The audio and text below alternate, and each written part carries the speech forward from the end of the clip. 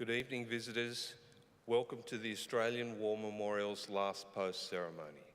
My name is Robert Adams, and joining us today from the Royal Australian Navy is Midshipman Llewellyn Colborne. This evening, we are honoured to acknowledge Chief Master Sergeant of the Air Force, David Flosey, United States Air Force, accompanied by Warrant Officer of the Air Force, Ralph Clifton, Royal Australian Air Force, and their accompanying delegation. We also warmly welcome members of the Australian Defence Force Academy Class of 2004 20th Anniversary Reunion Delegation. As always, we welcome the veterans who have served, those that are still serving, and the families that love and support them. The live stream of this ceremony is made possible by the Returned and Services League of Australia and the RSL and Services Clubs Association. We welcome members who are watching the broadcast of this ceremony across Australia. During this evening's ceremony, wreaths will be laid at the base of the Pool of Reflection by visitors to the memorial and Australian Defence Force cadets from James Roos Agricultural High School Army Cadet Unit, New South Wales. Australia's Federation Guard is the tri-service ceremonial unit of the Australian Defence Force. They provide a ceremonial presence at civil and military events and during visits to Australia by foreign dignitaries. The Guard will now dismount the catafalque party from the tomb of the unknown Australian soldier.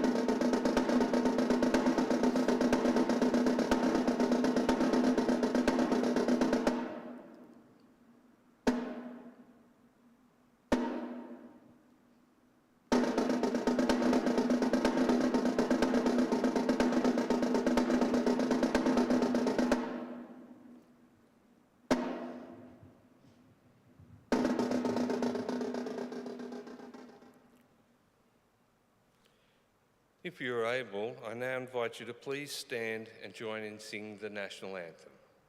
Come on, party! Attack!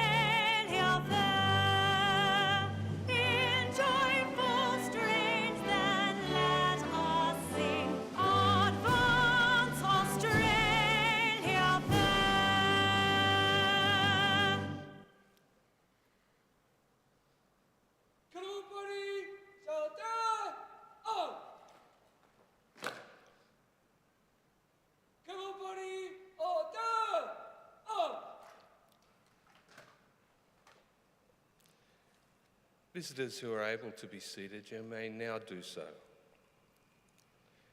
The Australian War Memorial was the vision of Charles Bean, Australia's First World War official historian. Bean landed with the Australian troops on Gallipoli and stayed with them at the front through to the end of the war.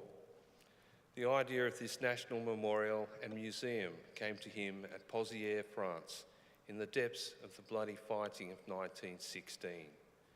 Bean's idea was that this would be a place where families and friends could mourn loved ones buried in faraway places. It would also be a place that could help all Australians understand what these men and women had endured and what they had done for us. Bean's vision, to which we remain true, is best expressed as inscribed in the entrance to the memorial's galleries. Here is their spirit in the heart of the land they loved, and here we guard the record which they themselves made. Tonight we'll read the story behind just one of those on the Roll of Honour, which lists the names of more than 103,000 men and women who have given their lives for us during war and on operations over more than a century. But first we present a lament, Flowers of the Forest. Wreaths or floral tributes will now be laid at the base of the pool of reflection.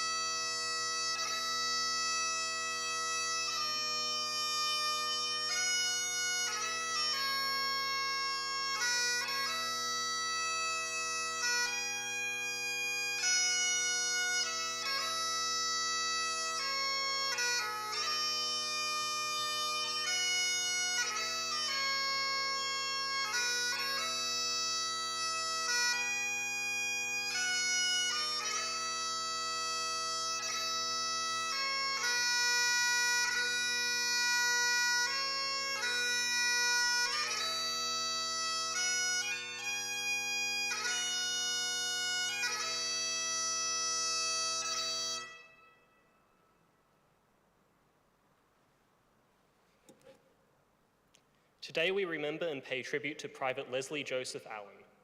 Leslie Allen was born on the 1st of December 1918 in the town of Wollumla on the south coast of New South Wales. Affectionately known as Nugget, he was one of 6 children born to local farmer George Allen and his wife Sarah. Leslie was educated at the local public school and then began working on his father's property. At the outbreak of the Second World War, he was working as a dairy farmer in the Wollumla region. Leslie Allen enlisted in the 2nd Australian Imperial Force in Bega on the 16th of April 1941. He was assigned the rank of private and travelled to Tamworth where he began his training. In mid-July, he was granted 10 days leave before travelling to Liverpool for further training. Private Allen embarked for active service on the 17th of September 1941 on board the troop ship Sibberjack. His unit briefly stopped in Fremantle for a short period of leave. He wrote to his brother Frederick, "The voyage from Sydney to Fremantle was no good. We had 1 day's leave for Fremantle and most of us travelled to Perth. As you know, Perth is only a small city, but it is a nice place and they are great people and they gave us a great time there. The next day was not as good as we went on an 8-mile march." Private Allen arrived in Singapore in early October of 1941. There he continued training and preparing for combat under difficult tropical conditions.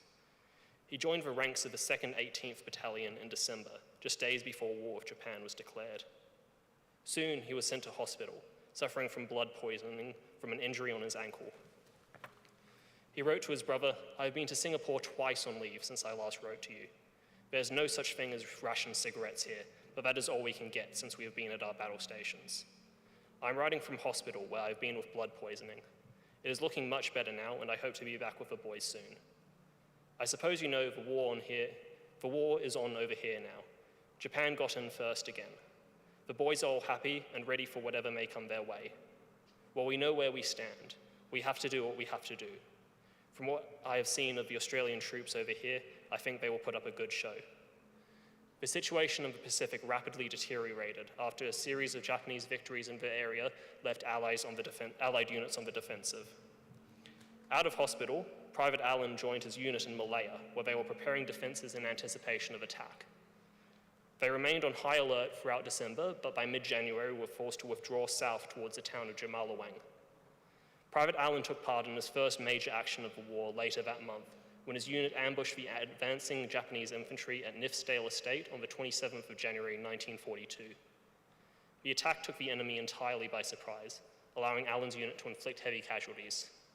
Their success did not last, however, and they were again ordered to withdraw, crossing into Singapore by the end of January. Allen's unit was allocated a position in the center of their brigade's location, on the east coast of the island. Forced to cover an extremely wide front, Allen and his comrades were thinly spread out across their section and were poorly reinforced. When the Japanese began their attack on Singapore Island on the evening of the 8th of February 1942, Allen's unit had little hope of stopping the enemy's advance. Though they fought hard and inflicted many casualties on their attackers, their lines were quickly infiltrated, leading to confused and scattered fighting in the dark. Unable to stem the Japanese advance, Allen's unit, like most Australian units involved, were forced to continue their retreat, which ended in surrender on the outskirts of Singapore City on the 15th of February 1942. More than 130,000 Allied troops became prisoners of war as a result. With Singapore in enemy hands, information about those who had been killed or captured was scarce. Private Leslie Allen remained listed as missing in action until the war's end. It was not until June of 1946 that he was officially declared to have been killed in action, at some point during the battle for Singapore. His final resting place was never recovered, and today he is commemorated among the missing at the Singapore Memorial. Private Leslie Allen was just 23 years old. His name is listed on the Roll of Honour on my left among almost 40,000 Australians who died while serving in the Second World War. His photograph is displayed today by the Pool of Reflection. This is but one of the many stories of service and sacrifice told here at the Australian War Memorial. We now remember Private Leslie Joseph Allen, who gave his life for us, for our freedoms, and in the hope of a better world.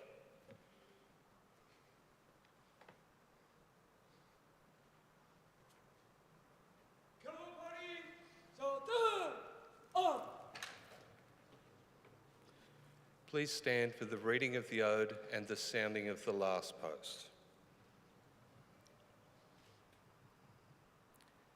They shall not grow old as we that are left grow old. Age shall not weary them, nor the years condemn. At the going down of the sun and in the morning, we will remember them. We will remember them. Come on, buddy! Present! On!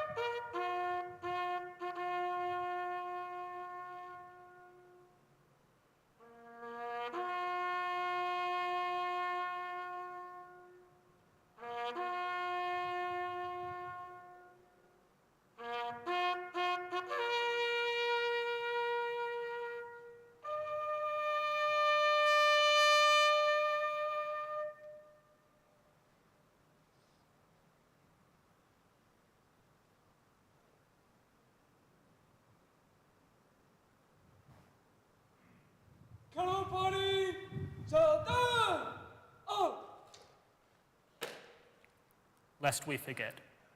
Lest we forget.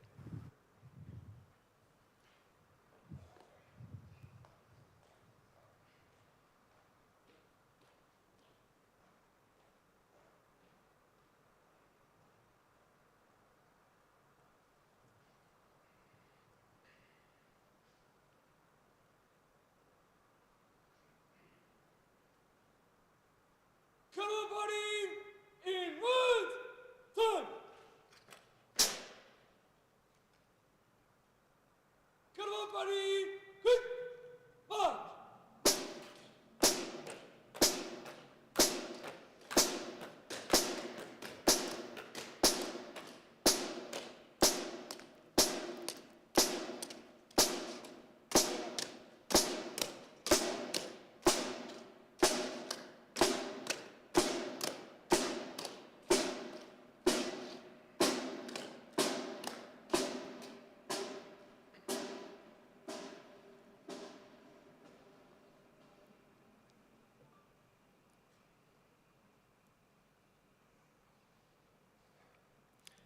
We leave you this evening with the words of the memorial's founder, Charles Bean. Many a man lying out there at Poziere or in the low scrub at Gallipoli, with his poor, tired senses barely working through the fever of his brain, has thought in his last moments, well, it's over. But in Australia, they will be proud of this.